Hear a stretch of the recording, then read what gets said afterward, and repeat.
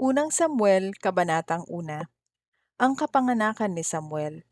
May isang lalaking mula sa angkan ni Zuf na ang pangalan ay Elkana. Nakatira siya sa Rama, sa maburol na lupain ng Efraim. Anak siya ni Jeroham na anak ni Elihu. Si Elihu ay anak naman ni Tohu na anak ni Zuf na mula sa lahi ni Efraim. Si Elkana ay may dalawang asawa. Sila ay sina Hana at Penina. May mga anak si Penina pero si Hana ay wala. Taon-taon pumupunta si Elkana at ang sambahayan niya sa Shilo upang sumamba at maghandog sa Panginoong makapangyarihan. Ang dalawang anak ni Eli na sina Hofni at Phinehas ang mga pari ng Panginoon sa Shilo. Sa tuwing maghahandog si Elkana, hinahati niya ang ibang bahagi ng kanyang handog para kay Penina at sa mga anak niya.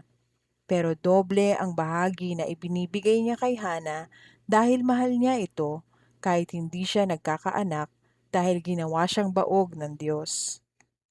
At dahil hindi nga siya magkaanak, lagi siyang iniinis at hinihiya ni Penina na kanyang karibal. Ganito ang laging nangyayari taon-taon. Sa tuwing pupunta si Hana sa bahay ng Panginoon, iniinis siya ni Penina hanggang sa umiyak na lang siya at hindi na kumain. Sinasabi ni Elkana sa kanya, "Bakit ka umiiyak? Bakit ayaw mong kumain? Bakit ka malungkot? Mas mahalaga ba para sa iyo ang 10 anak kaysa sa akin?" Minsan, pagkatapos nilang kumain sa bahay ng Panginoon sa Shilo, tumayo si Hana at nanalangin ng umiiyak dahil sa labis na kalungkutan. Nakaupo noon ang pari na si Eli sa may pintuan ng bahay ng Panginoon. Nangako si Hana sa Panginoon. Sinabi niya, "O Panginoong makapangyarihan, tingnan po ninyo ang aking paghihirap. Alalahanin ninyo ang inyong lingkod at huwag ninyo akong kalimutan. Kung bibigyan niyo po ako ng isang anak na lalaki, ihahandog ko siya sa inyo para maglingkod sa inyo sa buong buhay niya. At bilang tanda ng lubos niyang pagsunod sa inyo, hindi ko po pagugupitan ang kanyang buhok." Habang patuloy siyang nananalangin sa Panginoon, nakita ni Eli na bumubuka ang bibig ni Hana pero hindi naririnig ang kanyang boses. Inakala ni Eli na lasing si Hana, kaya sinabi niya sa kanya, "Hanggang kailan ka maglalasing? Tigilan mo na ang pag-inom." Sumagot si Hana, "Hindi po ako lasing at hindi po ako nakainom ng kahit anong klase ng inumin. Ibinubuhos ko lang po sa Panginoon ang paghihirap ng aking nararamdaman. Huwag po ninyong isipin na masama akong babae.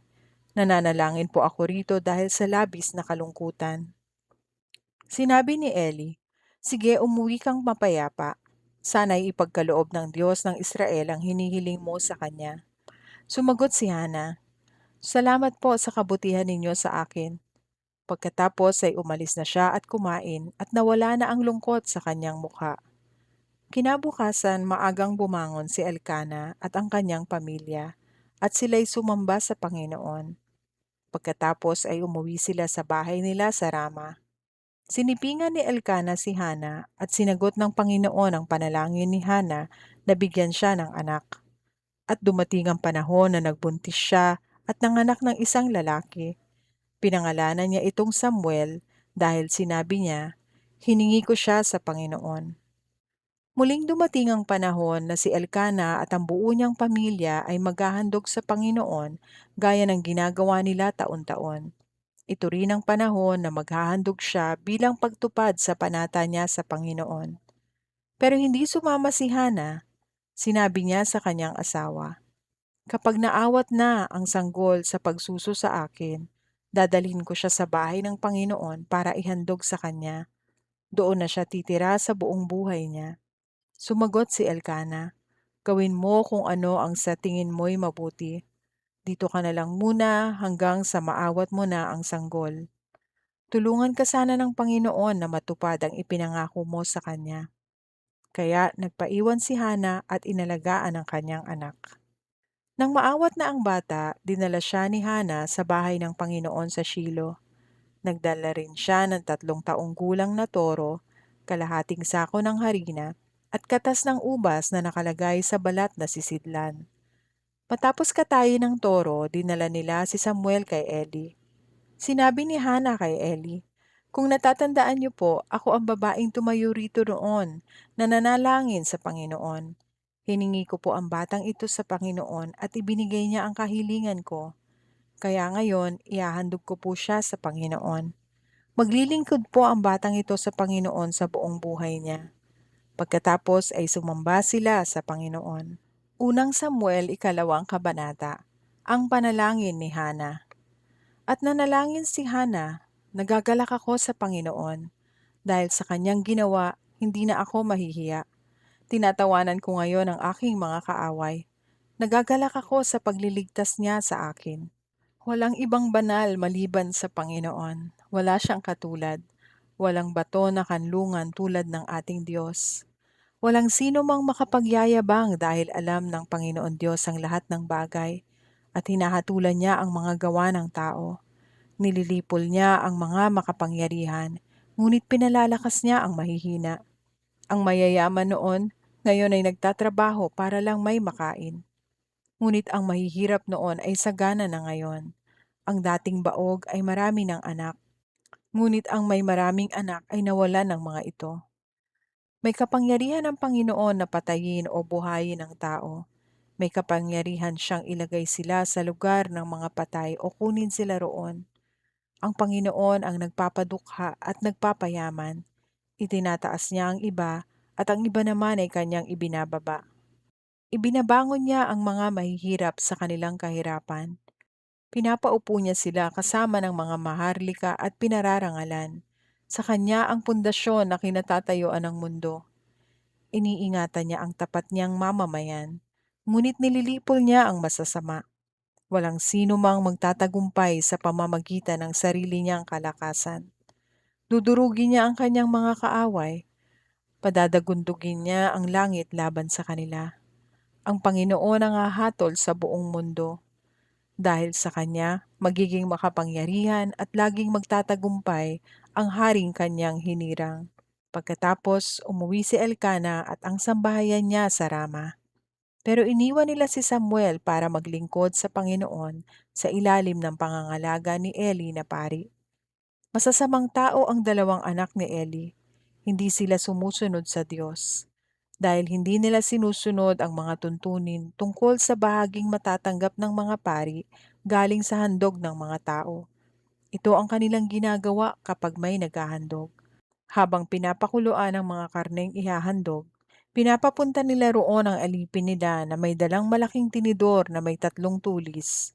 Pagkatapos tinutusok ng alipin ang mga karne sa loob ng kaldero o palayok. Ang matusok ng tinidor ay ang bahaging mapupunta sa mga pari. Ganito ang kanilang ginagawa tuwing maghahandog ang mga Israelita sa Shilo. At bago pa masunog ang taba ng karne, pumupunta na ang alipin at sinasabi sa naghahandog, "Bigyan mo ang pari ng karning maiihaw." Hindi siya tumatanggap ng pinakuluan. Hilaw ang gusto niya. Kapag sinabi ng naghahandog na hintayin munang maihandog ang taba ng karne bago siya kumuha ng gusto niya, sasagot ang alipin, "Hindi maaari, kailangan ngayon mo na ibigay dahil kung hindi, aagawin ko yan sa iyo." Malaking kasalanan sa paningin ng Panginoon ang ginagawa ng mga anak ni Eli dahil hindi nila iginagalang ang handog para sa Panginoon. Samantala, patuloy na naglilingkod sa Panginoon ang batang si Samuel. Suot-suot niya ang espesyal na damit na gawa sa telang linen. Taon-taon iginagawa ni Hana ng balabal si Samuel at dinadala niya ito kay Samuel sa tuwing maghahandog sila ng asawa niya ng taunang handog. Doon binabasbasan ni Eli si Elkana at ang kanyang asawa. Sinasabi niya kay Elkana, "Sana'y bigyan ka ng Panginoon ng mga anak sa babaeng ito, kapalit ng kanyang hiningi at inihandog sa Panginoon." Pagkatapos, umuwi na sila. Kinahabagan ng Panginoon si Hana. Nagkaanak pa siya ng 3 lalaki at 2 babae, habang si Samuel ay patuloy na lumalaking naglilingkod sa Panginoon. Matandang-matanda na si Eli. Nabalitaan niya ang lahat ng kasamaang ginagawa ng kanyang mga anak sa mga Israelita. Nalaman na rin niya ang pagsiping ng mga ito sa mga babaeng naglilingkod sa may pintuan ng toldang tipanan. Kaya sinabi niya ang mga ito. Nabalitaan ko sa mga tao ang lahat ng kasamaang ginagawa ninyo. Bakit ninyo ginagawa ang mga bagay na ito? Mga anak, tigilan na ninyo ito dahil hindi maganda ang nababalitaan ko tungkol sa inyo mula sa mga mamamayan ng Panginoon. Sinabi pa ni Eli, kung magkasala ang isang tao sa kanyang kapwa, maaaring mamagitan ng Diyos sa kanila. Pero sino ang mamamagitan kung magkasala ang tao sa Panginoon? Pero hindi nakinig ang mga anak niya dahil nakapagpasya na ang Panginoon na patayin sila. Samantala, patuloy na lumalaki si Samuel at kinalulugdan siya ng Panginoon at ng mga tao.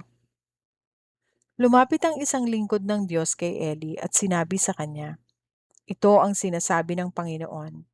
Ipinahayag ko ang aking sarili sa ninuno niyong si Aaron at sa pamilya niya noong alipin pa sila ng Paraon sa Ehipto. Sa lahat ng lahi ng Israel, ang pamilya niya ang pinili ko na maging aking pari na maglilingkod sa aking altar, sa pagsusunog ng insenso, sa pagsusuot ng espesyal na damit ng pari sa aking presensya. Binigyan ko rin sila ng bahagi sa mga handog sa pamamagitan ng apoy na iniaalay ng mga Israelita. Bakit pinag-iinteresan pa ninyo ang mga handog na para sa akin? Bakit mas iginagalang mo pa, Eli, ang mga anak mo kaysa sa akin? Hinahayaan mong patabain nila ang kanilang mga sarili ng mga pinakamagandang bahagi ng handog ng mga mamamayan kong Israelita. Ako na inyong Panginoon, ang Diyos ng Israel, ay nangako noon na kayo lang at ang lahi ng inyong mga ninuno ang makapaglilingkod sa akin magpakailanman bilang pari. Ngunit hindi na ngayon, dahil pararangalan ko ang nagpaparangal sa akin, ngunit hahamakin ko ang humahamak sa akin. Tandaan ninyo ito, darating ang panahon na lilipulin ko ang lahat ng kabataan sa inyo at sa iba pang lahi ng inyong mga ninuno. Magdurusa kayo at hindi ninyo mararanasan ang kasaganaang ibibigay ko sa Israel. Magiging maikli ang inyong buhay. Hindi ko aalisin ang iba sa inyo sa paglilingkod sa akin bilang pari, pero dadanas sila ng matinding pagdurusa at hindi sila mabubuhay ng matagal. At bilang tanda sa iyo na mangyayari ang mga bagay na ito, mamamatay ng sabay ang dalawa mong anak na sina Hofni at Phinehas sa isang araw lang. Pipili ako ng pari na matapat sa akin at susunod sa aking kalooban. Bibigyan ko siya ng mga angkan na maglilingkod sa aking piniling hari magpakailanman. Lahat ng matitira sa mga angkan mo ay mamamalimos ng pera o pagkain sa mga angkan ng paring ito. Magmamakaawa sila na gawing alipin man lang ng mga pari para makakain lang sila. Unang Samuel, ikatatlong kabanata hanggang ikaapat na kabanata. Sa mga kabanatang ito, mababasa natin ang mga sumusunod. Unang Samuel, ikatatlong kabanata. Ang pagtawag ng Diyos kay Samuel. Noong mga panahong naglilingkod si Samuel sa Panginoon sa ilalim ng pangangalaga ni Eli, madalang nang makipag-usap ang Panginoon at kakaunti na rin ang mga pangitain. Isang gabi, natutulog si Eli sa kanyang kwarto. Hindi na siya gaanong nakakakita. Si Samuel naman ay doon natutulog sa bahay ng Panginoon kung saan naroon ang kahon ng kasunduan. At habang nakasindi pa ang ilawan ng Diyos, tinawag ng Panginoon si Samuel. Sumagot si Samuel, "Ano po iyon?" Tumakbo siya kay Eli at sinabi, "Ano po iyon? Bakit niyo po ako tinawag?" Sumagot si Eli, "Hindi kita tinawag. Bumalik ka na at matulog ulit." Kaya bumalik siya at muling natulog.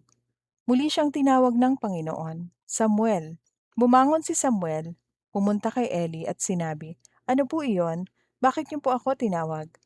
Sumagot si Eli, "Anak, hindi kita tinawag. Bumalik ka na at matulog ulit." Hindi pa nakikilala noon ni Samuel ang Panginoon dahil hindi pa nakikipag-usap sa kanya ang Panginoon. Tinawag ng Panginoon si Samuel sa ikatlong pagkakataon. Bumangon siya at pumunta kay Eli. "Ano po iyon? Bakit niyo po ako tinawag?" At naunawaan ni Eli na ang Panginoon ang tumatawag kay Samuel. Kaya sinabi niya kay Samuel, "Bumalik ka na ulit at matulog. Kung tatawagin ka ulit, sabihin mo, 'Magsalita po kayo, Panginoon. Nakikinig ang lingkod ninyo.'" Kaya bumalik si Samuel sa higaan at muling natulog. Lumapit kay Samuel ang Panginoon at gaya ng dati, tinawag siya. Samuel, Samuel. Sumagot si Samuel, "Magsalita po kayo, Panginoon, sapagkat nakikinig ang lingkod ninyo." Sinabi ng Panginoon, "Tandaan mo ito, hindi magtatagal at may gagawin ako sa bayan ng Israel. Paghaharian ng matinding takot ang lahat ng makakarinig nito. Pagdating ng takdang panahon, gagawin ko ang mga sinabi ko laban sa sambahayan ni Eli. Sinabi ko sa kanya na parurusahan ko habang panahon ng sambahayan niya, dahil pinabayaan niya ang mga anak niya sa mga ginagawa nilang paglapastangan sa akin kahit alam na niya ang tungkol dito. Kaya isinumpa ko na ang kasalanan nila'y hindi mapapatawad ng anumang handog kahit kailan." Natulog si Samuel hanggang umaga at binuksan niya ang pintuan ng sambahan para sa Panginoon. Natatakot siyang sabihin kay Eli ang tungkol sa pangitain. Ngunit tinawag siya ni Eli, "Samuel anak," sumagot si Samuel, "Ano po iyon?" Nagtanong si Eli, "Ano ba ang sinabi ng Panginoon sa iyo? Huwag kang maglilihim sa akin. Parurusahan ka ng Diyos ng matindi kung hindi mo sasabihin sa akin ang lahat ng sinabi niya sa iyo." Pinagtapat nga ni Samuel ang lahat sa kanya. Wala siyang itinago at sinabi ni Eli, "Siya ang Panginoon, gagawin niya kung ano sa tingin niya ang mabuti." Patuloy na pinatnubayan ng Panginoon si Samuel habang siya'y lumalaki. Niloob ng Panginoon na matupad ang lahat ng sinabi ni Samuel. Kaya kinilala si Samuel na propeta ng Panginoon mula Dan hanggang sa Beersheba. Patuloy na nagpapakita ang Panginoon kay Samuel doon sa Shilo, at doon ay ipinakikilala ng Panginoon ang kanyang sarili sa pamamagitan ng pakikipag-usap sa kanya. Unang Samuel, ika-4 na kabanata. Nakuha ng mga Filisteo ang kahon ng kasunduan. Kumalat sa buong Israel ang mensahe ni Samuel. Nagkaroon ng digmaan sa pagitan ng mga Israelita at mga Filisteo ng mga panahong iyon. Nagkampo ang mga Israelita sa Ebenezer at ang mga Filisteo naman ay sa Afek. Sinugod ng mga Filisteo ang mga Israelita at tinalo ang mga ito. 4,000 Israelita ang napatay nila. Pagkatapos ng digmaan, bumalik ang mga natirang Israelita sa kampo nila. Tinanong sila ng mga tagapamahala ng Israel, "Bakit hinayaan ng Panginoon na matalo tayo ng mga Filisteo? Mabuti pa sigurong kunin natin ang kahon ng kasunduan sa Shilo para samahan tayo ng Panginoon at iligtas tayo sa mga kalaban natin." Kaya ipinakuha nila sa Shilo ang kahon ng kasunduan ng Panginoong makapangyarihan. Ang takip ng kahon ay may estatwa ng 2 kerubin at nananahan sa kalagitnaan nito ang Panginoon. Sumama sa pagdala ng kahon ng kasunduan ang 2 anak ni Eli na sina Hofni at Phinehas. Nang madala na ang kahon ng kasunduan doon sa kampo, sumigaw ng malakas ang mga Israelita sa kasiyahan at yumanig ang lupa. Nang marinig ng mga Filisteo ang sigawan ng mga Israelita, nagtanong sila, "Bakit kaya sumisigaw ang mga Hebreyo sa kanilang kampo?" Nang malaman nila na ang kahon ng Panginoon ay nasa kampo ng Israelita, natakot sila at sinabi, "May dumating na Diyos sa kampo ng mga Israelita. Nanganganib tayo. Kahit kailan hindi pa nangyayari ang ganito sa atin. Nakakaawa tayo. Sino ang magliligtas sa atin sa mga makapangyarihan nilang Diyos?" Sila rin ang mga Diyos na pumatay sa mga Ehipsyo, sa disyerto, sa pamamagitan ng iba't ibang mga salot. Kaya magpakatatag tayo, dahil kung hindi, magiging alipin tayo ng mga Hebreyo gaya ng pang-aalipin natin sa kanila. Labanan natin sila. Kaya nakipaglaban ang mga Filisteo at natalo ang mga Israelita. Napakarami ng napatay. 30,000 ang napatay ng mga Israelita. Ang mga natira sa kanila ay tumakas pabalik sa kanilang tinitirhan. Naagaw ng mga Filisteo ang kahon ng kasunduan at napatay ang 2 anak ni Eli na sina Hofni at Phinehas. Ang pagkamatay ni Eli. Nang araw ding iyon, may isang tao mula sa lahi ni Benjamin na tumatakbo galing sa digmaan papunta sa Shilo. Pinunit niya ang kanyang damit at nilagyan ng abo ang kanyang ulo bilang tanda ng pagluluksa. Pagdating niya sa Shilo, nakaupo si Eli sa upuan na nasa gilid ng daan at nagbabantay dahil nag-aalala siya para sa kahon ng Diyos. Si Eli ay 78 taon na noon at halos hindi na nakakakita. Ibinalita ng tao ang nangyaring digmaan sa bayan. Nang marinig ito ng mga tao, nag-iyakan sila. Narinig ito ni Eli at nagtanong siya, "Bakit umiiyak ang mga tao?" Dali-daling lumapit sa kanya ang tao at sinabi, "Kagagaling ko lang po sa digmaan. Nakatakas po ako." Nagtanong si Eli, "Ano ang nangyari, anak?" Sumagot ang tao, "Nagsitakas po ang mga Israelita sa harap ng mga Filisteo. Napakarami pong namatay sa mga sundalo natin. Kasama po ang 2 anak nyo na sina Hofni at Phinehas. At naagaw din po ang kahon ng Diyos."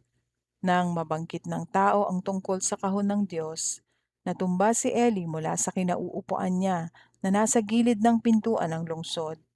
Nabali ang kanyang leeg at agad na namatay dahil mataba siya at matanda na. Pinamunuan niya ang Israel sa loob ng 40 taon. Nang panahon ding iyon, kabuwanan ng manugang ni Eli na asawa ni Phinehas. Nang mabalitaan niya na naagaw ang kahon ng Diyos at namatay ang kanyang asawa at biyanang lalaki, sumakit ang tiyan niya at napaanak ng wala sa panahon dahil sa matinding sakit. Nang nag-aagaw buhay na siya, sinabi sa kanya ng mga manghihilot, "Lakasan mo ang loob mo, lalaki ang anak mo." Pero hindi na siya sumagot. Bago siya namatay, Ikabod ang ipinangalan niya sa bata dahil sinabi niya, "Wala na ang makapangyarihang presensya ng Diyos sa Israel." Sinabi niya ito dahil naagaw ang kahon ng Diyos at napatay ang asawa niya at biyanan niyang lalaki. Unang Samuel, 5 kabanata. Ang kahon ng kasunduan sa Ashdod at Ekron. Nang maagaw ng mga Filisteo ang kahon ng Diyos, dinala nila ito mula sa Ebenezer papunta sa Ashdod. Pagkatapos dinala nila ito sa templo ng kanilang Diyos-Diyosa na si Dagon at itinabi rito. Kinaumagahan, nakita ng mga taga-Ashdod ang rebulto ni Dagon na nakasubsob na sa harap ng kahon ng Panginoon. Itinayo nila ito at ibinalik sa dating posisyon. Pero kinaumagahan, nakita ulit nila na nakasubsob ang rebulto sa harap ng kahon ng Panginoon. Ang ulo at ang 2 kamay nito ay putol na at nakakalat sa bandang pintuan. Katawan lang nito ang natirang buo. Kaya hanggang ngayon ang mga pari ni Dagon at ang mga pumapasok sa templo niya roon sa Ashdod ay hindi na tumatapak sa bandang pintuan. Pinarusahan ng matindi ng Panginoon ang mga taga-Ashdod at ang karatig lugar nito. Binigyan sila ng Panginoon ng mga tumor bilang parusa sa kanila. Nang makita ng mga taga-Ashdod ang nangyari, sinabi nila, "Hindi dapat manatili sa atin ang kahon ng Diyos ng Israel dahil pinarurusahan niya tayo at si Dagon na ating Diyos." Kaya ipinatawag nila ang lahat ng pinuno ng mga Filisteo at nagtanong, "Ano ang gagawin natin sa kahon ng Diyos ng Israel?" Sumagot sila, "Dalhin ito sa Gat." Kaya dinala nila ang kahon ng Diyos ng Israel sa Gat. Pero nang dumating ito roon, pinarusahan din ng Panginoon ang mga tao sa lungsod na iyon. Labis na nagkagulo ang buong bayan dahil binigyan din sila ng Panginoon ng mga tumor, bata man o matanda. Dahil doon, ipinadala nila ang kahon ng Diyos sa Ekron. Habang padating pa lang sila roon, nagrereklamo na ang mga mamamayan ng Ekron. Sinabi nila, "Dinala nila rito ang kahon ng Diyos ng Israel para patayin din tayong lahat." Kaya ipinatawag nila ang lahat ng pinuno ng mga Filisteo at sinabi, "Ilayo ninyo rito ang kahon ng Diyos ng Israel at ibalik ito sa kanyang lugar dahil kung hindi, mamamatay kaming lahat." Ito ang sinabi nila dahil nagsimula na ang matinding parusa ng Diyos sa kanilang lungsod. Nagkagulo ang lahat sa takot dahil marami na ang namatay. Nagkaroon din ng tumor ang mga natitirang buhay. Abot hanggang langit ang pag-iyak nila dahil sa nangyari. Unang Samuel, 6 kabanata. Ibinalik ang kahon ng kasunduan sa Israel.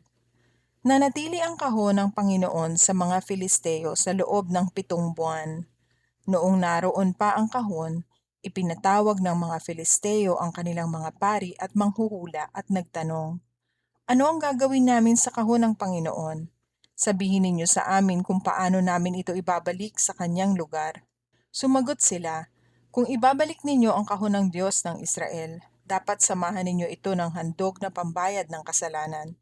Sa pamamagitan nito, gagaling kayo at ihihinto na ng Diyos ang pagpaparusa sa inyo." Nagtanong ang mga Filisteo, "Ano ang ipapadala namin bilang handog na pambayad ng kasalanan?"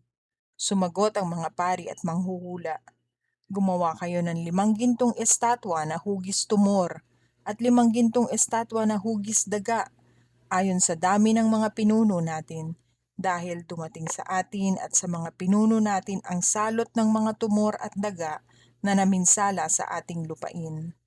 Ihandog ninyo ito bilang pagpaparangal sa Diyos ng Israel. Baka sakaling itigil na niya ang pagpaparusa sa atin sa mga Diyos natin at sa ating lupain. Huwag na ninyong patigasin ang mga puso ninyo gaya ng ginawa ng mga Ehipsyo at ng kanilang faraon. Pinayagan lang nilang makaalis ang mga Israelita nang matindi na ang pagpapahirap sa kanila ng Diyos. Kaya ngayon, gumawa kayo ng bagong kariton at kumuha ng 2 inahing baka na hindi pa napapahila ng kariton. Ikabit ninyo ang kariton sa mga baka, pero ihiwalay ninyo ang kanilang mga bisiro at ikulong sa kwadra. Pagkatapos kunin ninyo ang kahon ng Panginoon at ilagay sa kariton. Ilagay din ninyo sa tabi nito ang isang kahon na may lamang mga gintong handog na mga tumor at daga na ipapadala ninyo bilang handog na pambayad ng kasalanan. Palakarin ninyo ang mga baka ng walang umaakay at pabayaan silang pumunta kahit saan. Pero tingnan ninyo kung saan sila pupunta.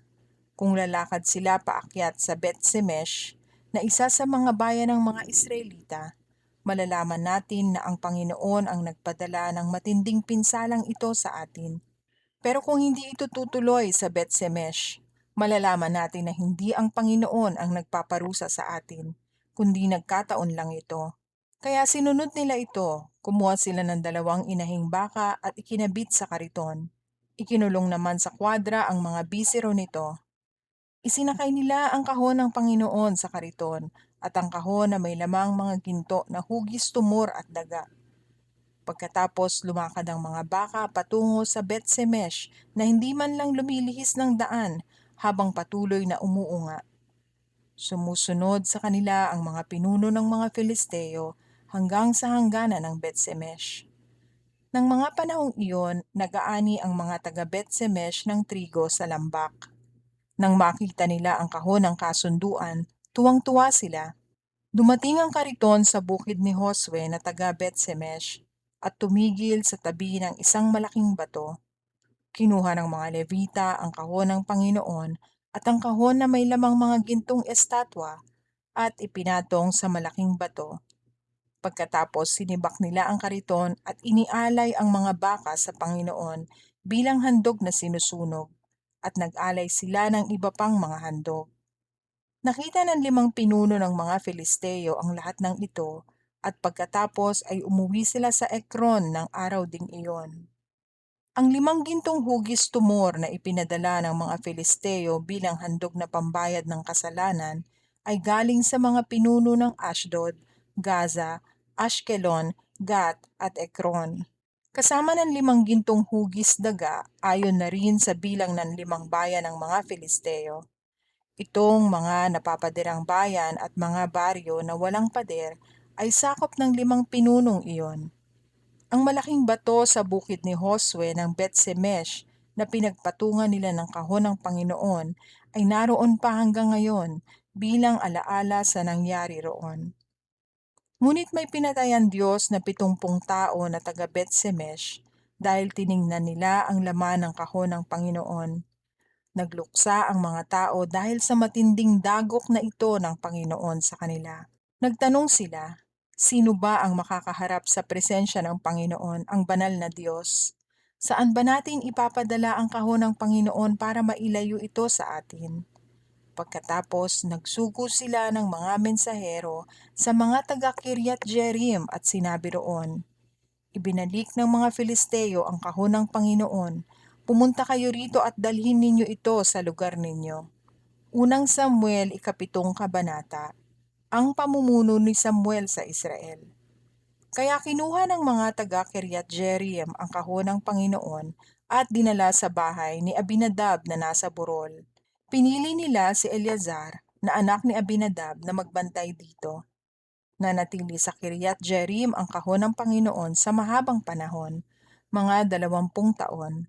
Sa panahong iyon, nagdalamhati at humingi ng tulong sa Panginoon ang buong mamamayan ng Israel. Sinabi ni Samuel sa kanila, "Kung taos sa puso ninyo ang pagbabalik loob sa Panginoon, itapon ninyo ang inyong mga Diyos-Diyosan, pati na ang imahe ni Ashtoreth.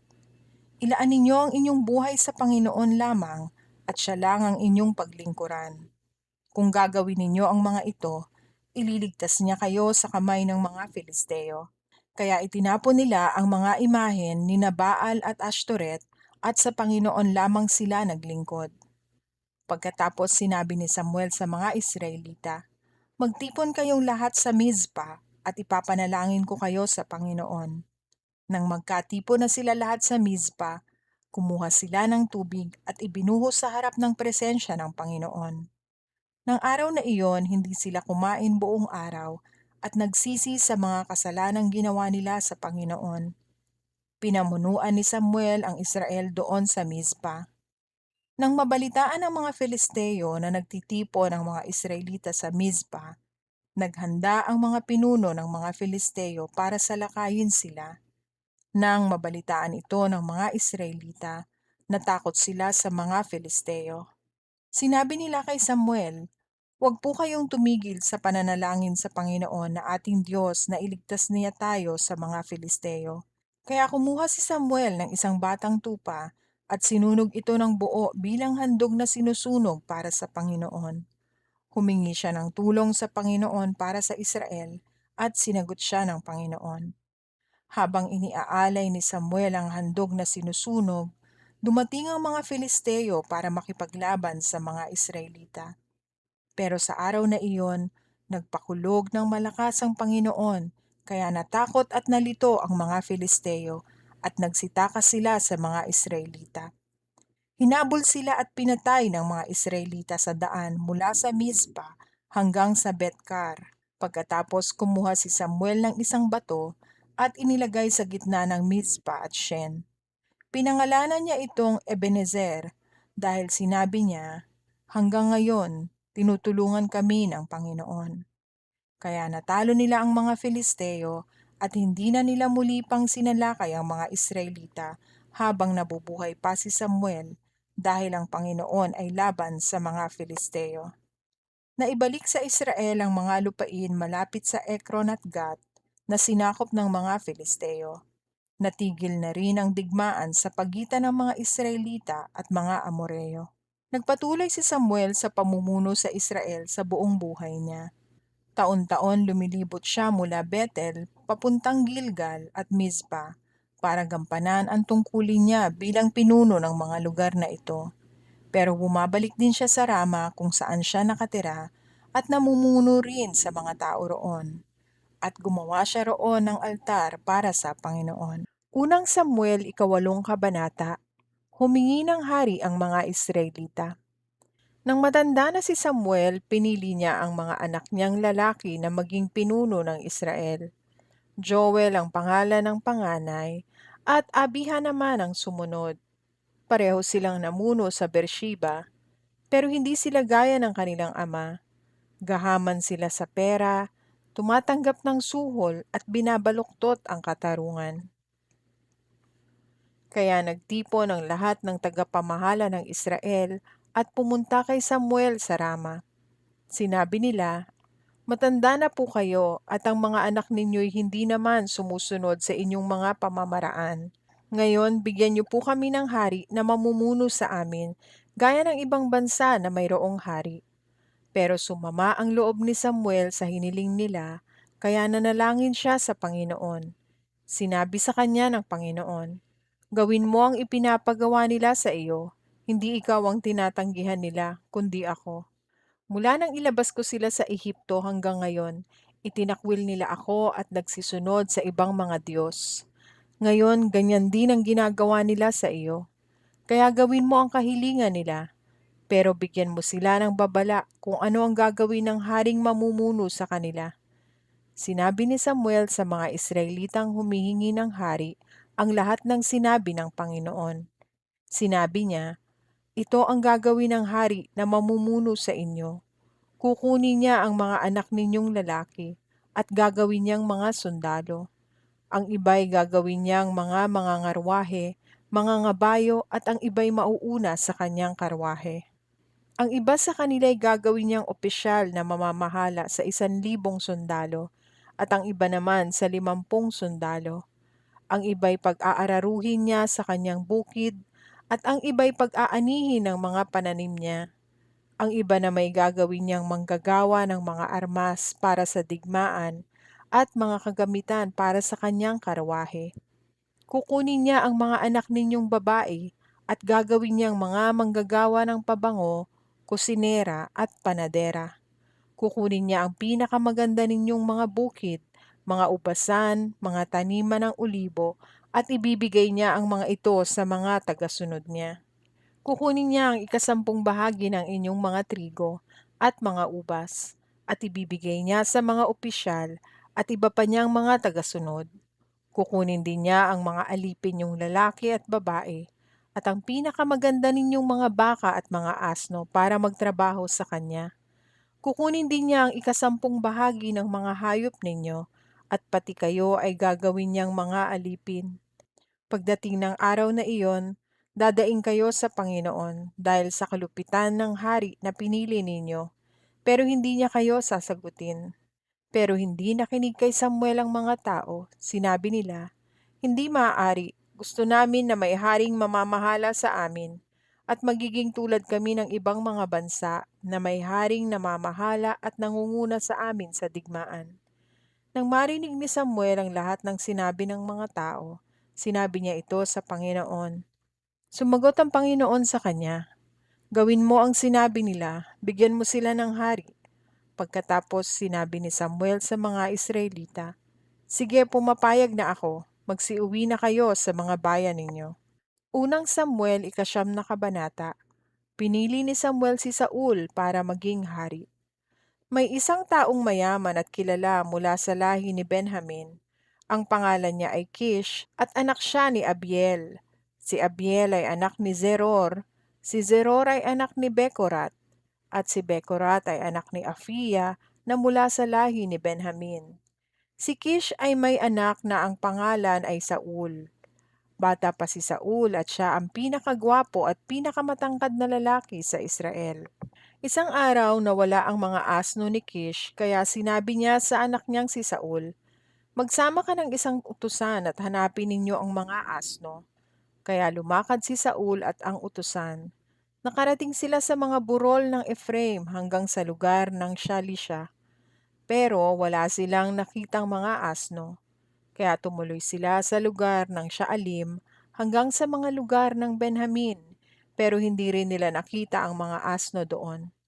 Nang makarating sila sa lugar ng Zuf, sinabi ni Saul sa kanyang utusan, umuwi na tayo, baka lalong mag-alala sa atin ang aking ama kaysa sa mga asno.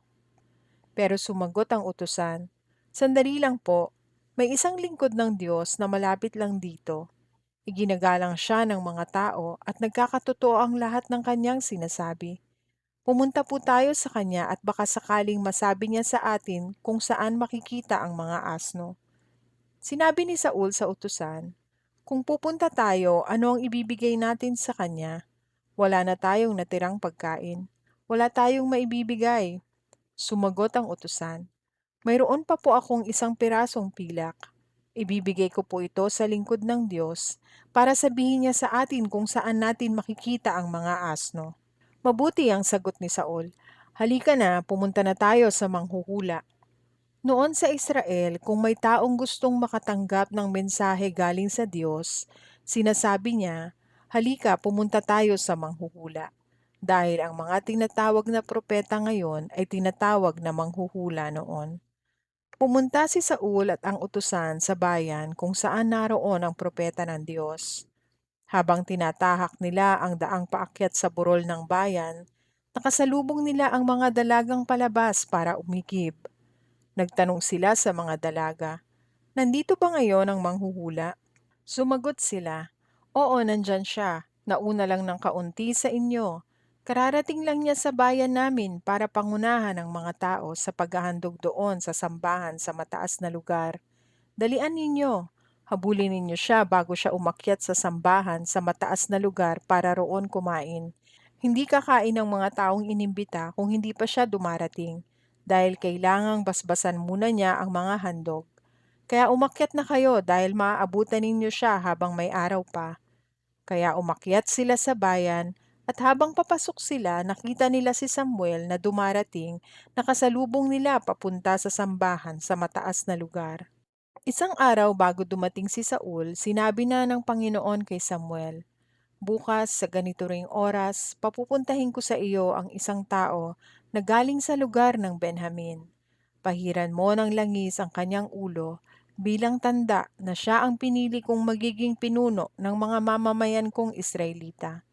Ililigtas niya ang aking mga mamamayan sa kamay ng mga Filisteo dahil nakita ko ang paghihirap nila at narinig ko ang paghingi nila ng tulong." Nang makita ni Samuel si Saul, nagsalita ang Panginoon kay Samuel, "Siya ang taong sinasabi ko sa iyo, pamumunuan niya ang aking bayan." Lumapit si Saul kay Samuel sa may daang papasok ng bayan at nagtanong, "Saan ba rito ang bahay ng manghuhula?" Sumagot si Samuel, "Ako ang manghuhula.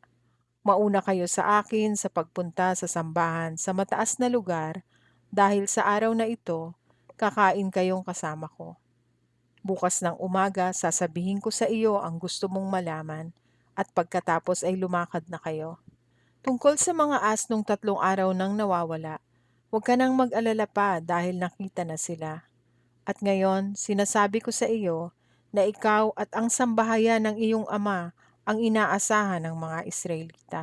Sumagot si Saul, "Pero galing lang po ako sa lahi ni Benjamin, ang pinakamaliit na lahi ng Israel, at ang sambahayan namin ang pinakamababa sa aming lahi. Bakit po ninyo sinasabi sa akin iyan?" Nang makarating na sila sa sambahan sa mataas na lugar, dinala ni Samuel si Saul at ang kanyang utusan sa malaking kwarto kung saan nakaupo ang 30 tao na inimbita. Pagkatapos, pinaupo niya si Saul at ang kanyang utusan sa upuang para sa pangunahing bisita. Sinabi ni Samuel sa tagapagluto, "Dalhin mo rito ang karneng ipinatabi ko sa iyo." Kaya kinuha ng tagapagluto ang hita at inilagay sa harapan ni Saul. Sinabi ni Samuel kay Saul, "Kainin mo. Itinabi ko talaga yan bago ko inimbitahan ang mga taong ito para sa ganitong mahalagang okasyon." Kaya kumain si Saul kasama si Samuel ng araw na iyon. Pagbalik nila sa bayan galing sa sambahan sa mataas na lugar, ipinaghanda siya ni Samuel ng matutulugan doon sa patag na bubong ng kanyang bahay. At doon natulog si Saul. Kinaumagahan, tinawag ni Samuel si Saul kung saan siya natulog.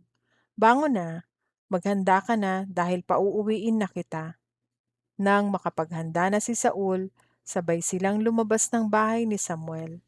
Nang palabas na sila ng bayan, sinabi ni Samuel kay Saul, "Paunahin mo ang utusan mo. May sasabihin lang ako sa iyo mula sa Diyos." Kaya nauna ang utusan. Unang Samuel 10 kabanata. Pagkatapos kumuha si Samuel ng lalagyan ng langis at ibinuhos ang langis sa ulo ni Saul. Hinagkan niya si Saul at sinabi, "Ang Panginoon ang pumili sa iyo na mamuno sa kanyang bayan. Pag-alis mo ngayon, may makakasalubong kang 2 tao malapit sa libingan ni Raquel sa Zelza, sa hangganan ng Benjamin.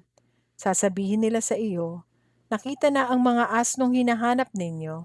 At ngayon hindi na ang asno ang inaalala ng iyong ama, kundi kayo na."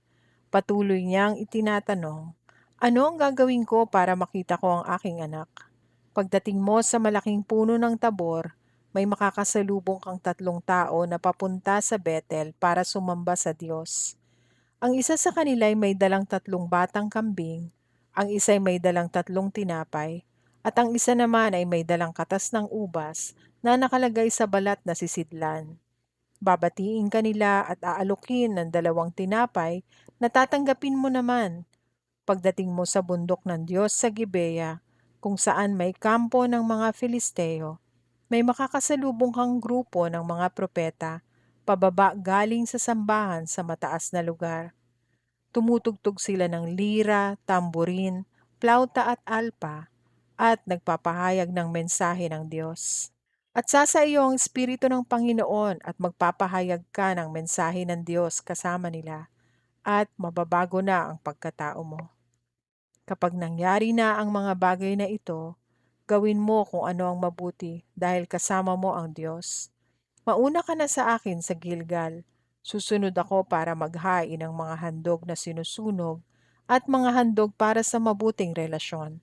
Pero hintayin mo ako sa loob ng 7 araw hanggang sa dumating ako, at pagkatapos ay sasabihin ko sa iyo kung ano ang gagawin mo. Ginawang hari si Saul. Nang maghiwalay sila ni Samuel, binago ng Diyos ang buhay ni Saul. At ang lahat ng sinabi sa kanya ni Samuel ay nangyari ng araw na iyon. Pagdating ni Saul at ng kanyang utusan sa Gibeya, sinalubong siya ng mga propeta. Napuspos siya ng Espiritu ng Diyos at nagpahayag din siya ng mensahe ng Diyos kasama ng mga propetang iyon.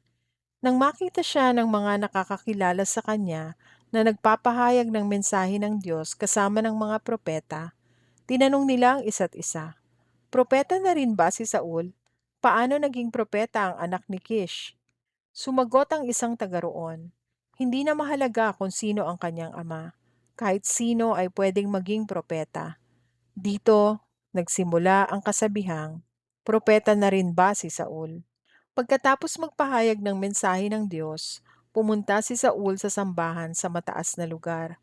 Nagtanong ang tiyuhin ni Saul sa kanya at sa kanyang utusan, "Saan kayo nanggaling?" Sumagot si Saul, "Hinanap po namin ang mga asno. Nang hindi po namin makita ay pumunta kami kay Samuel." Sinabi ng tiyuhin ni Saul, "Sabihin mo sa akin kung ano ang sinabi ni Samuel sa iyo." Sumagot si Saul, "Sinabi niyang nakita na ang mga asno." Pero hindi niya sinabi sa tiyuhin niya ang sinabi ni Samuel tungkol sa kanyang pagiging hari. Tinipon ni Samuel ang mga Israelita sa Mizpa para sabihin sa kanila ang sinabi ng Panginoon. Ito ang mensaheng ibinigay niya galing sa Panginoon, ang Diyos ng Israel. "Inilabas ko kayo mula sa Ehipto.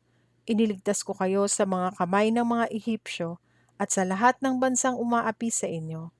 Pero kahit na iniligtas ko kayo sa lahat ng kapahamakan at kagipitan, tinalikuran pa rin ninyo ako na inyong Diyos. At humingi kayo ng hari na namumuno sa inyo. Ngayon humarap kayo sa akin ayon sa lahi ninyo at angkan."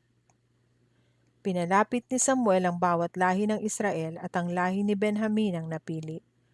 Pagkatapos pinapunta ni Samuel sa harapan ang lahi ni Benjamin ayon sa sambahayan, at ang pamilya ni Matri ang napili. Si Saul na anak ni Kish ang napili sa pamilya ni Matri, pero nang hanapin nila si Saul ay hindi nila ito makita.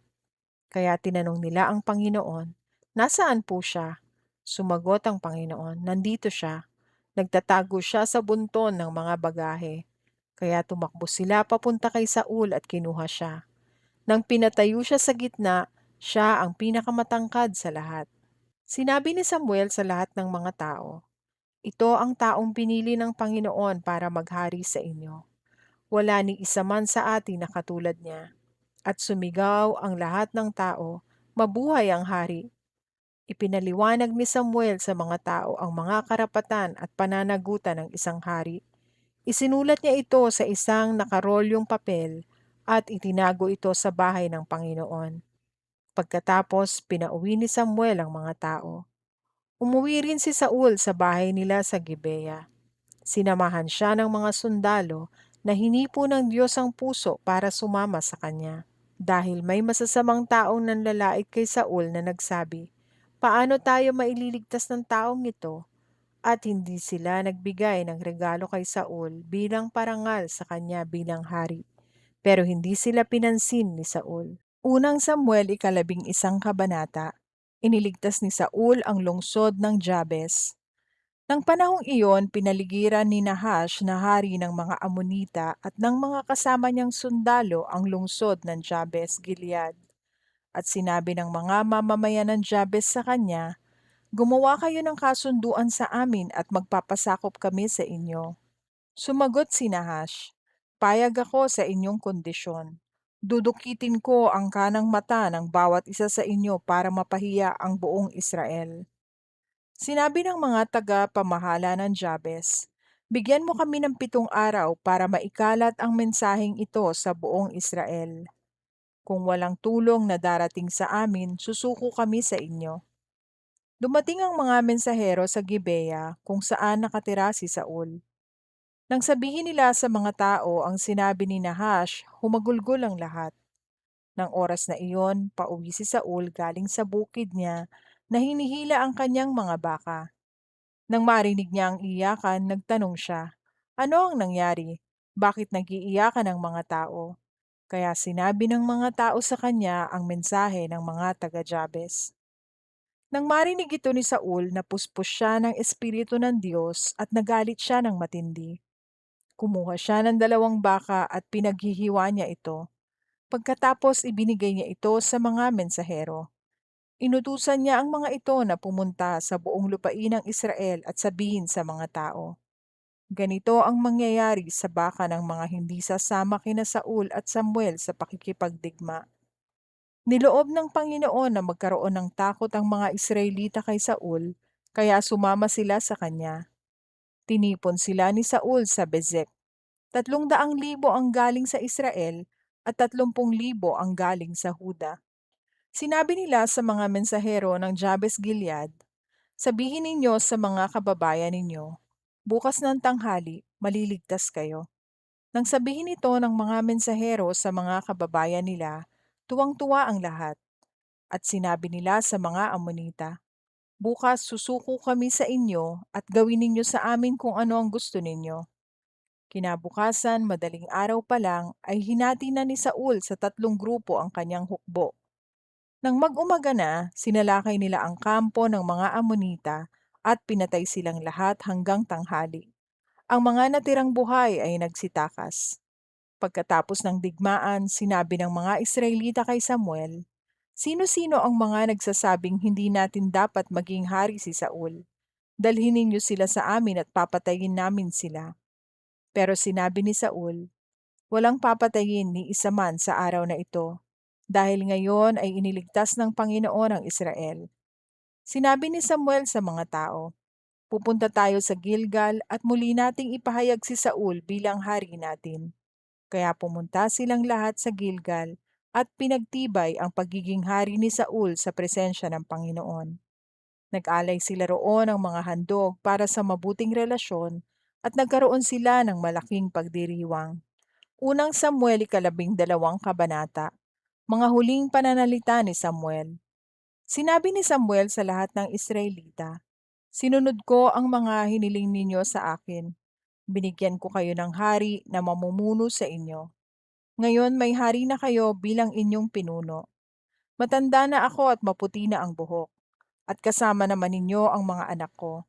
Naging pinuno niyo na ako mula pa noong kabataan ko. Narito ako ngayon sa harapan ninyo. Kung may nagawa akong masama sa inyo, sabihin ninyo sa akin sa presensya ng Panginoon at ng kanyang piniling hari. May kinuha ba akong baka o asno sa sino man sa inyo? May dinaya o ginipit ba ako sa inyo? Tumanggap ba ako ng suhol para baliwalain ang kasalanang nagawa ng sino man? Kung mapapatunayan ninyo na nagawa ko ang isa man sa mga bagay na ito, pananagutan ko ito." Sumagot ang mga tao, "Hindi po ninyo kami dinaya o ginipit man.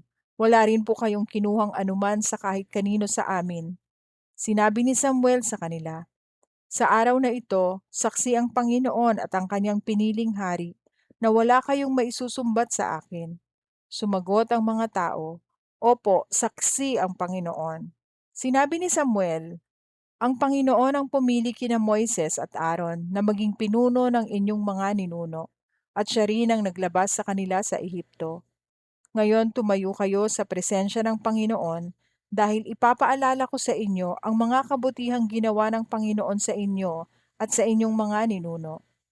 Noong nasa Ehipto pa ang lahi ni Jacob, humingi sila ng tulong sa Panginoon. Ipinadala ng Panginoon sina Moises at Aaron na naglabas sa kanila sa Ehipto at nagdala sa kanila sa lupaing ito. Pero kinalimutan nila ang Panginoon na kanilang Diyos. Kaya hinayaan ng Panginoon na matalo sila ni Sisera na commander ng sundalo ng Hazor, ng mga Filisteo at ng hari ng Moab.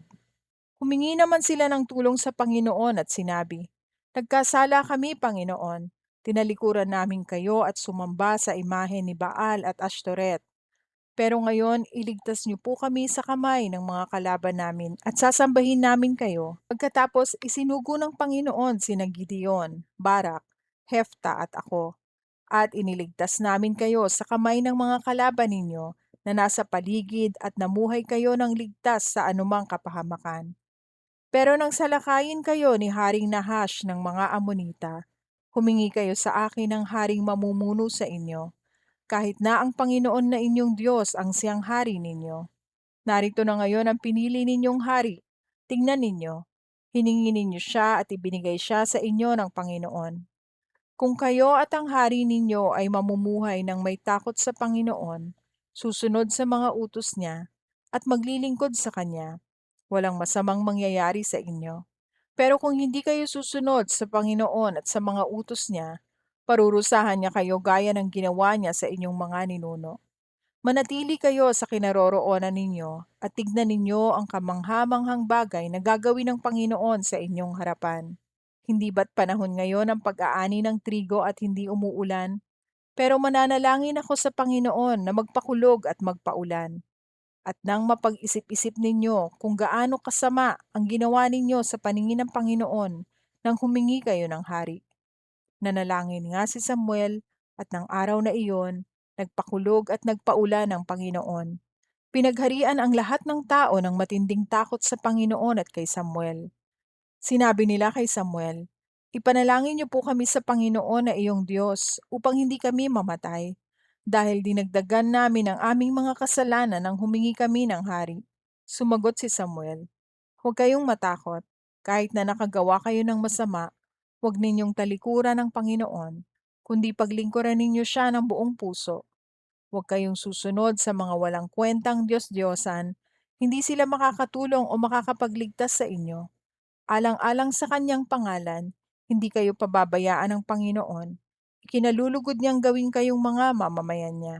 Tungkol naman sa akin, hindi ako titigil ng pananalangin sa Panginoon para sa inyo, dahil kung magkaganoon, magkakasala ako sa Panginoon. Tuturuan ko rin kayong mamuhay ng tama at matuwid. Pero dapat kayong magkaroon ng takot sa Panginoon at maglingkod sa Kanya ng tapat at buong puso. Alalahanin ninyo ang mga kamanghamanghang bagay na ginawa niya sa inyo. Pero kung magpapatuloy kayo sa kasalanan, kayo at ang hari ninyo ay lilipulin. Unang Samuel, 13 kabanata. Sinaway ni Samuel si Saul.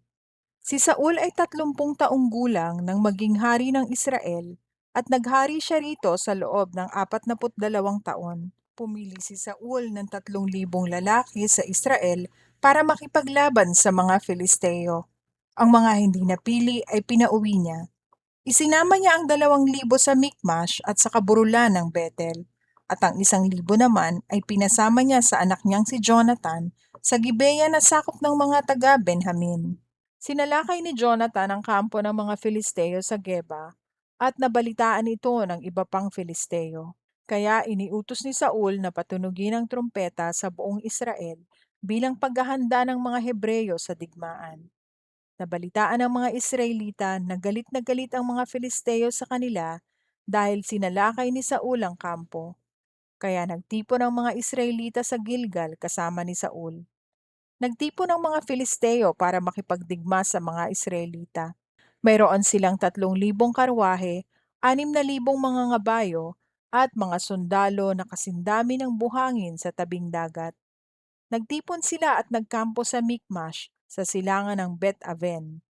Nang makita ng mga Israelita na nanganganib ang sitwasyon nila, nagtago sila sa mga kuweba, talahiban, mga batuhan, hukay at mga imbakan ng tubig. Ang iba sa kanila ay tumawid sa ilog ng Hordan, papuntang Gad at Gilead. Naiwan si Saul sa Gilgal at nanginginig sa takot ang mga kasama niya. Naghintay si Saul kay Samuel sa Gilgal ng 7 araw, ayon sa sinabi ni Samuel sa kanya. Pero hindi dumating si Samuel. Nang makita ni Saul na unti-unting nag-aalisa ng mga kasama niya, sinabi niya, "Dalhin ninyo sa akin ang handog na sinusunog at ang handog para sa mabuting relasyon." At inialay ni Saul ang mga handog na sinusunog. Nang matapos na siya, dumating si Samuel.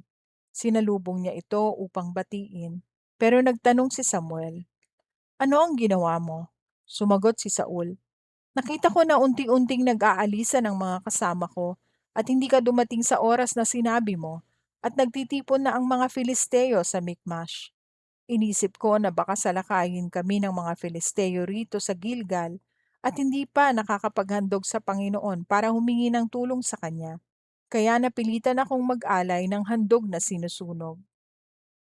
Sinabi ni Samuel, "Kahangalan ang ginawa mo. Hindi mo sinunod ang utos na ibinigay sa iyo ng Panginoon na iyong Diyos. Kung sumunod ka lang sana, ang sambahayan mo ang maghahari sa Israel habang panahon. Pero hindi na ito mangyayari dahil nakakita na ang Panginoon ng taong susunod sa kagustuhan niya at ginawa na siyang pinuno para sa kanyang mga mamamayan dahil hindi ka sumunod sa utos ng Panginoon." Pagkatapos, umalis si Samuel sa Gilgal at pumunta sa Gibeya, na sakop ng Benjamin. Binilang ni Saul ang mga natira niyang tauhan, 600 lahat. Walang armas ang mga Israelita.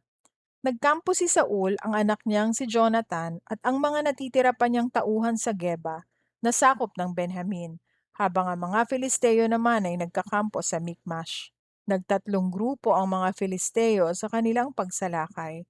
Ang isang grupo ay pumunta sa Ofra sa lupain ng Shuwal, ang isang grupo ay sa Bet-horon, at ang isa ay pumunta sa hangganan kung saan matatanaw ang lambak ng Zeboim na papunta sa disyerto. Nang mga panahong iyon, walang panday sa buong Israel. Hindi sila pinayagan ng mga Filisteo dahil sinabi nila, baka gumawa ng mga espada at sibat ang mga Hebreyo.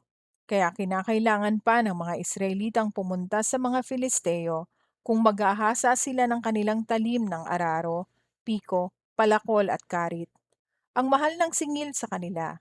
Ang bayad sa pagpapahasa ng araro at piko ay 2 pirasong pilak at sa pagpapahasa ng palakol at talim ng pantaboy sa hayop ay 1 pirasong pilak. Kaya ng araw ng digmaan, wala ni isang sundalo sa Israel ang may espada at sibat maliban kina Saul at Jonathan. Samantala, nagpadala ang mga Filisteo ng mga sundalo para bantayan ang daanan papuntang Mikmash. Unang Samuel 14 na kabanata. Sinalakay ni Jonathan ang mga Filisteo. Isang araw sinabi ni Jonathan sa binata na tagapagdala ng kanyang armas, "Halika, pumunta tayo sa kampo ng mga Filisteo." Pero hindi niya ito sinabi sa kanyang ama. Si Saul naman noon ay nasa ilalim ng punong pomegranata sa Migron na nasa labas ng Gibeya at kasama ang 600 niyang tauhan sa di kalayuan. Naroon din ang paring si Ahiya na nakasuot ng espesyal na damit ng pari. Si Ahiya ay anak ni Ahitub na kapatid ni Ikabod. Si Ahitub ay anak ni Phinehas na anak naman ni Eli na pari na naglingkod noon sa Shilo. Walang nakakaalam na umalis si Jonathan. May bangin sa magkabilang gilid ng dinadaanan ni Jonathan papunta sa kampo ng mga Filisteo. Ang isa'y tinatawag na Bozez at ang isa na may tinatawag na Sene. Ang isa'y nasa gawing hilaga at nakaharap sa Mikmash, at ang isa'y nasa gawing timog at nakaharap sa Gibeya. Sinabi ni Jonathan sa tagapagdala niya ng armas, "Puntahan natin ang kampo ng mga taong iyon na hindi kumikilala sa Diyos. Baka sakaling tulungan tayo ng Panginoon dahil walang makakapigil kung loloobin niyang magtagumpay tayo, kahit marami o kakaunti tayo." Sinabi ng tagapagdala niya ng armas, "Gawin niyo po ang anumang iniisip ninyo. Kasama niyo ako kahit ano ang mangyari." Sinabi ni Jonathan, "Tayo na, pupuntahan natin sila at magpapakita tayo sa kanila." Kung sasabihin nilang sila ang lalapit sa atin para makipaglaban, hindi na tayo aakyat pa sa kanila. Hihintayin na lang natin sila.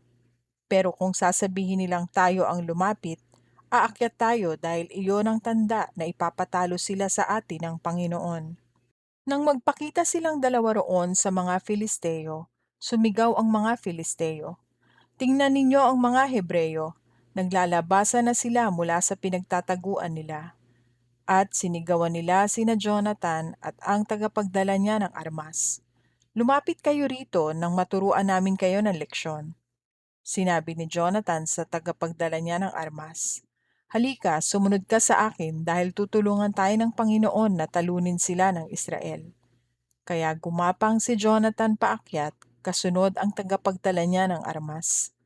Pinatay ni Jonathan ang mga Filisteo at ganoon din ang ginawa ng tagapagdala niya ng armas. Sa unang pagsalakay na ito, napatay nila ang 20 Filisteo at nagkalat ang mga bangkay ng mga ito sa kalahating ektaryang lupa roon. Natakot ng matindi ang mga Filisteyong nasa kampo, nasa bukid, at pati na ang mga sundalo nilang sasalakay. At lumindol kaya lalo pang tumindi ang takot nila. Doon sa Gibeya sa lupain ng Benjamin, nakita ng mga tagapagbantay ni Saul ang mga sundalong Filisteo na nagtatakbuhan papunta sa iba't ibang direksyon. Sinabi ni Saul sa mga tauhan niya, "Tipunin ninyo ang mga sundalo at tingnan kung sino ang nawawala."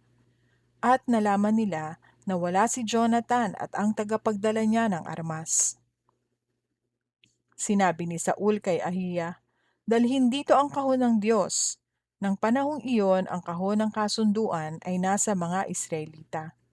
Habang nakikipag-usap si Saul sa pari, lalo pang lumakas ang sigawan at kaguluhan sa kampo ng mga Filisteo. Kaya sinabi ni Saul kay Ahiya, "Hayaan mo na, itigil mo na iyan." Agad na tinipon ni Saul ang mga tauhan niya at sumugod sa digmaan. Nakita nila ang mga Filisteo na nagkakagulo at sila-sila ang nagpapatayan. Pati na ang mga Hebreyong dating kakampi ng mga Filisteo ay pumunta sa kampo ng mga Israelita at kumampi kina Saul at Jonathan. Nang makita ng lahat ng mga Israelitang nagtatago sa kaburulan ng Efraim na nagsisitakas ang mga Filisteo, sumama na rin sila sa paghabol. Nang araw na iyon, iniligtas ng Panginoon ang mga Israelita at umabot pa ang digmaan hanggang sa Bet-aven. Ang sumpa ni Saul. Nang araw na iyon nanghina ang mga Israelita sa gutom dahil pinanumpa sila ni Saul na sinabi, "Sumpain ang sino mang kakain ng pagkain bago gumabi, hanggat hindi pa ako nakakapaghiganti sa aking mga kalaban." Kaya walang kumain kahit isa sa kanila. Pumunta ang lahat ng sundalo sa kagubatan, kung saan may mga pulot na tumutulo sa lupa. Hindi nila ito tinikman man lang dahil natatakot sila sa sumpa. Pero hindi narinig ni Jonathan na pinanumpa ng kanyang ama ang mga tao, kaya isinawsaw niya ang dulo ng isang patpat sa pulot at kinain ito. Pagkakain niya, bumuti ang pakiramdam niya. Nakita siya ng isa sa mga tauhan at sinabi sa kanya, "Pinanumpa ng inyong ama ang buong hukbo na huwag kumain ngayong araw na ito, kaya hinang-hina na kami." Sinabi ni Jonathan, "Hindi tama ang ginagawa niya sa bayan natin. Tingnan mo kung paano bumuti ang pakiramdam ko nang tumikim ako ng kaunting pulot. Ano pa kaya kung pinayagan silang kumain ng mga masasamsam natin sa ating mga kalaban? Siguro mas marami pa tayong napatay na mga Filisteo." Nang araw na iyon, matapos talunin ng mga Israelita ang mga Filisteo mula sa Mikmash hanggang sa Ayalon, napagod at nagutom sila ng husto. Kaya nagmamadali silang humuli ng mga tupa at baka na kanilang nasamsam, at doon mismo ay kinatay nila ang mga ito at kinain ng hindi inalisan ng dugo. May nagsabi kay Saul, "Tingnan nyo, nagkakasala sa Panginoon ang mga tauhan ninyo dahil kumain sila ng karning may dugo pa." Sinabi ni Saul, "Isang malaking pagtataksil ito. Umanap kayo ng isang malaking bato at pagulungin nyo rito. At puntahan nyo ang mga tauhan ko at sabihin silang dalhin dito ang mga baka at tupa. Dito nila katayin at kainin ang mga ito. Sabihin niyo rin sa kanila na huwag silang magkasala sa Panginoon dahil sa pagkain ng karning may dugo pa. Kaya ng gabing iyon, dinala ng mga tauhan ni Saul ang kanilang mga baka at tupa sa kanya at doon kinatay. Gumawa naman si Saul ng altar para sa Panginoon. Ito ang unang altar na ginawa niya. Sinabi ni Saul, sasalakayin natin ngayong gabi ang mga Filisteo at tatalunin natin sila hanggang sa umaga. Sasamsamin natin ang mga ari-arian nila at papatayin silang lahat. Wala tayong ititirang buhay. Sumagot ang mga tao, gawin niyo po kung ano sa tingin niyo ang mabuti. Pero sinabi ng pari, tanungin muna natin ang Diyos tungkol sa bagay na ito. Kaya nagtanong si Saul sa Diyos, sasalakayin po ba namin ang mga Filisteo? Ipapatalo niyo po ba sila sa amin? Pero hindi sumagot ang Diyos ng araw na iyon. Kaya sinabi ni Saul sa mga pinuno ng mga mamamayan ng Israel, magtipon kayong lahat dito, kailangang malaman natin ang nagawa nating kasalanan sa araw na ito. Isinusumpa ko sa ngalan ng buhay na Panginoon na nagligtas sa mga Israelita. Mamamatay ang nagkasala kahit na siya ay ang anak kong si Jonathan. Pero wala ni isa mang nagsalita sa mga Israelita. Sinabi pa niya sa lahat ng mga Israelita, tumayo kayo riyan at tatayo rin kami ng anak kong si Jonathan. Pumayag naman ang mga tao. Pagkatapos nanalangin si Saul, Panginoon, Diyos ng Israel, ipaalam niyo po sa amin kung sino ang nagkasala. Sa pamamagitan ng palabunutan, sina Saul at Jonathan ang napiling nagkasala at hindi ang mga tao. Sinabi ni Saul, magpalabunutan naman tayo ngayon para malaman kung sino sa aming dalawa ni Jonathan ang nagkasala. At si Jonathan ang nabunot. Tinanong ni Saul si Jonathan, ano ang ginawa mo? Sumagot si Jonathan, isinausaw ko po ang dulo ng patpat ko sa pulot at kumain ako ng kaunti. Karapat-dapat po ba akong mamatay? Sinabi ni Saul, oo, dapat kang mamatay. Lubos sana akong parusahan ng Diyos kung hindi kita ipapatay. Pero sinabi ng mga tao kay Saul, si Jonathan po ang nagpanalo sa atin at ngayon papatayin natin siya. Hindi po maaari.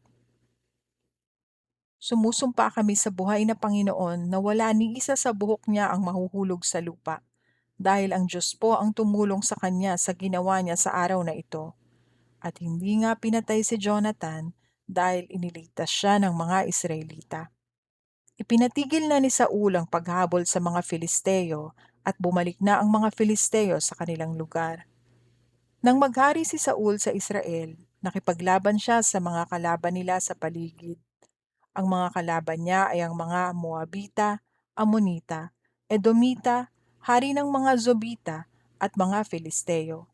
Natatalo niya ang sinumang makalaban niya. Buong tapang siyang nakipaglaban at natalo niya ang mga Amalekita. Sa pamamagitan nito, iniligtas niya ang mga Israelita sa kamay ng mga sumasalakay sa kanila at sumamsam ng kanilang mga ari-arian. Ang sambahayan ni Saul. Ang mga anak na lalaki ni Saul ay sina Jonathan, Ishvi at Malki-Shua. Si Merab naman ang kanyang panganay na babae at si Mikal ang bunsong babae. Ang asawa ni Saul ay si Ahinoam na anak ni Ahimaaz. Ang pinuno ng kanyang hukbo ay ang pinsan niyang si Abner, anak ng tiyuhin niyang si Ner. Ang ama ni Saul na si Kish at ang ama ni Abner na si Ner ay magkapatid. Sila ay mga anak ni Abiel. Sa buong panahon ng paghahari ni Saul, naging matindi ang labanan sa pagitan ng mga Israelita at mga Filisteo. Kapag may nakikita si Saul na malakas at magiting na lalaki, ginagawa niya itong sundalo niya. Unang Samuel 15 kabanata. Itinakwil ng Panginoon si Saul bilang hari.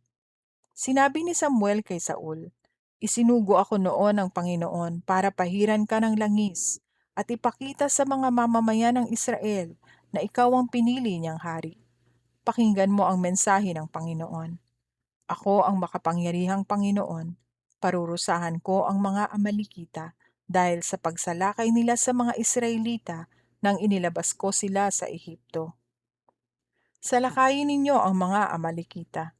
Lipunin ninyo ng lubusan ang lahat ng naroroon.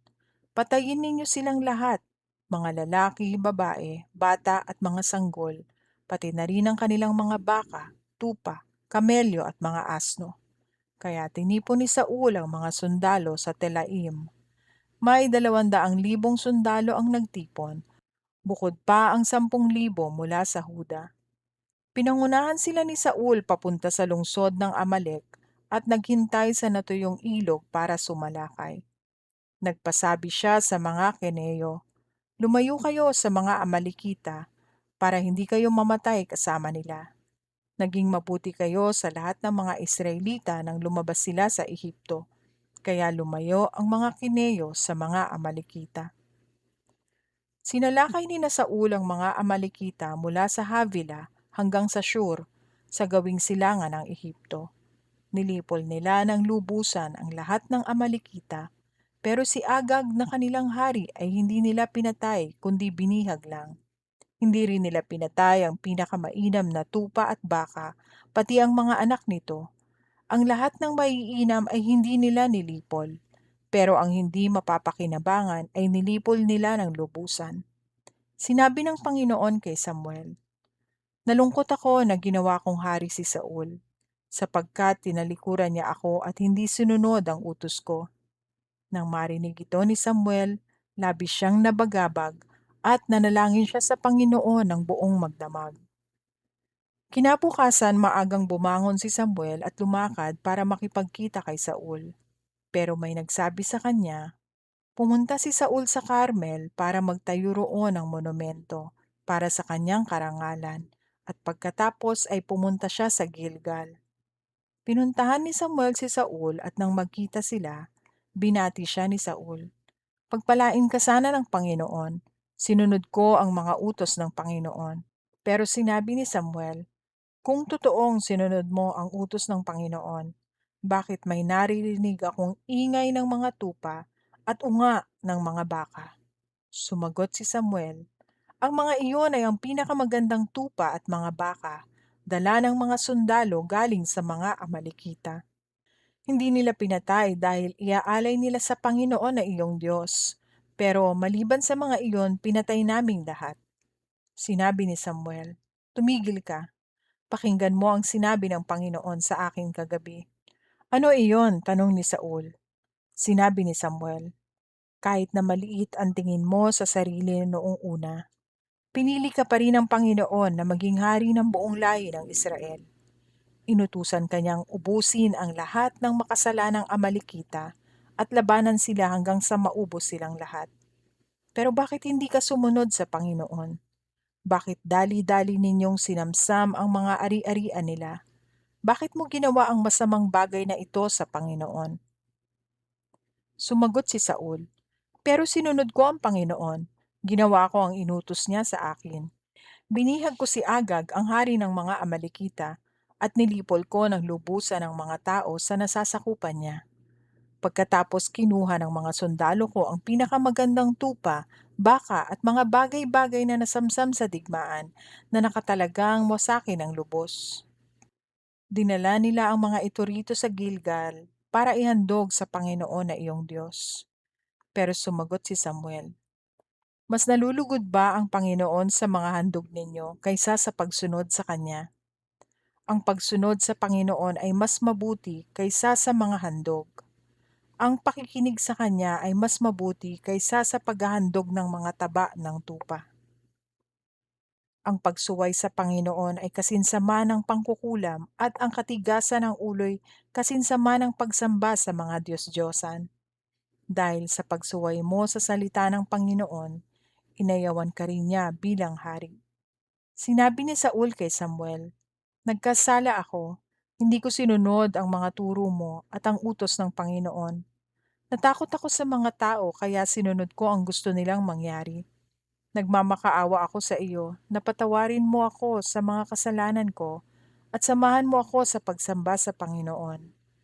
Pero sinabi ni Samuel, "Hindi ako sasama sa iyo dahil sa pagsuway mo sa Panginoon, ayaw na niya sa iyo bilang hari ng Israel." Nang patalikod na si Samuel para umalis, hinawakan ni Saul ang laylayan ng damit niya at napunit ito.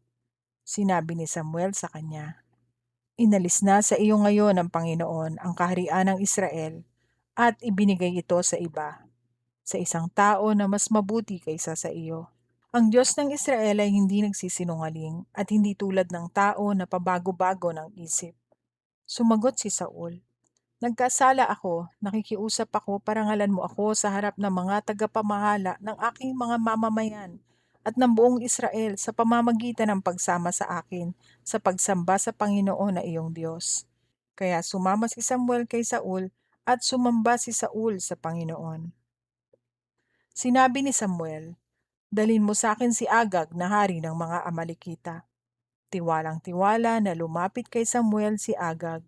Iniisip niya na hindi na siya papatayin. Pero sinabi ni Samuel, "Kung paanong maraming ina ang nawalan ng anak dahil sa pagpatay mo, ngayon mawawalan din ng anak ang iyong ina." At pinagtataga ni Samuel si Agag sa presensya ng Panginoon sa Gilgal. Pagkatapos, bumalik si Samuel sa Rama at si Saul ay umuwi sa Gibea. Mula noon, hindi na nagpakita si Samuel kay Saul hanggang sa mamatay si Samuel. Pero nagdalamhati siya para kay Saul. Nalungkot ang Panginoon na ginawa niyang hari ng Israel si Saul.